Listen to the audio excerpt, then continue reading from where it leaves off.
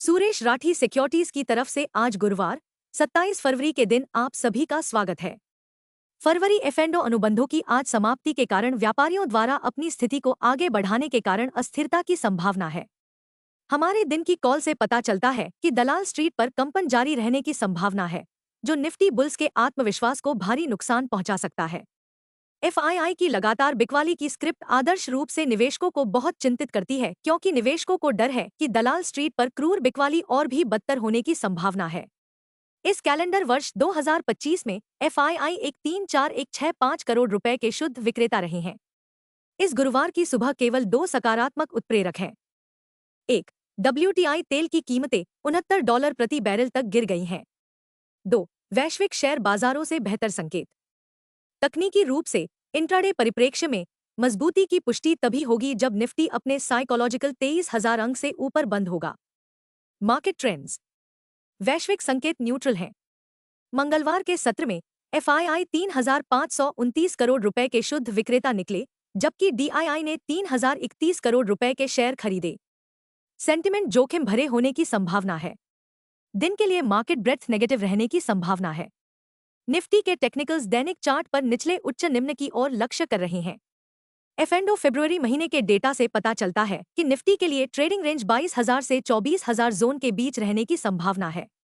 India VIX दर सूचकांक 13.71 के स्तर पर फिसल गया है। अंतिम जांच में यूएसडी आईएनआर 27 मार्च की समाप्ति 87.33 पर स्थिर कारोबार कर रहा था। निफ्टी पीसीआर 27 फरवरी 0.65 के स्तर पर है। बैंक निफ्टी पीसीआर 27 फरवरी 0.78 पर है। Nifty outlook. निफ्टी बुल्स के लिए एक दुखद दिन की संभावना है। निफ्टी और बैंक निफ्टी के बारे में तकनीकी जानकार क्या कहते हैं।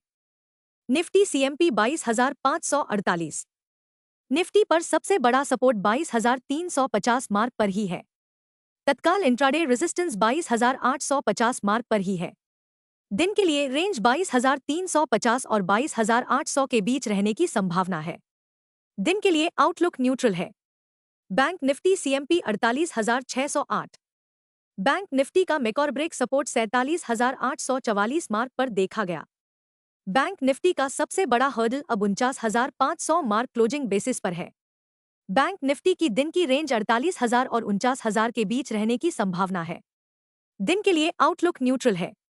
मंगलवार के कारोबार में निफ्टी में गिरावट दर्ज की गई, जबकि निफ्टी मेटल और निफ्टी आईटी सूचकांकों में क्रमश -1.54% और 0.80% की गिरावट के साथ बिकवाली का सबसे अधिक असर देखने को मिला। टैरिफ को लेकर चिंताएं भारतीय शेयरों पर हावी हो रही हैं, साथ ही समय और आकार को लेकर अनिश्चितताएं भी बनी हुई हैं। इस बीच कल के कारोबार में हैंग सेंग 754 अंक 3% बढ़कर 23,788 के 3 साल के उच्चतम स्तर पर बंद हुआ।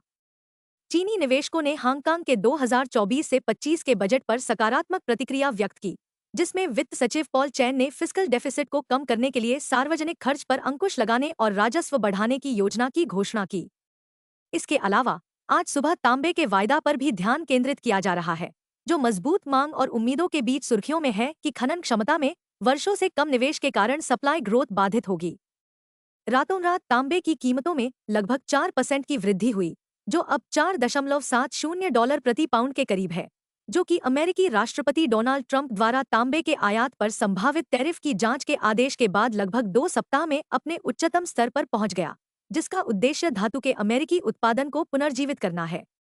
यह कदम वैश्विक तांबे के बाजार पर हावी होने की चीन की महत्वाकांक्षाओं का मुकाबला करने के लिए ट्रंप की रणनीति का हिस्सा माना जाता है, क्योंकि यह धातु इलेक्ट्रिक वाहनों, सैन्य उपकरणों और विभिन्न उपभोक्ता वस्तुओं के निर्माण के लिए आवश्यक है। कृपया ध्यान दें, अमेरिका अपनी तांबे की जरूरतों का लगभग 45% आयात करता है। संक्षेप में, निफ्टी का खराब प्रदर्शन तब तक जारी रहेगा जब तक कि एफआईआई अपनी खरीद डेस्क पर वापस नहीं आ जाते।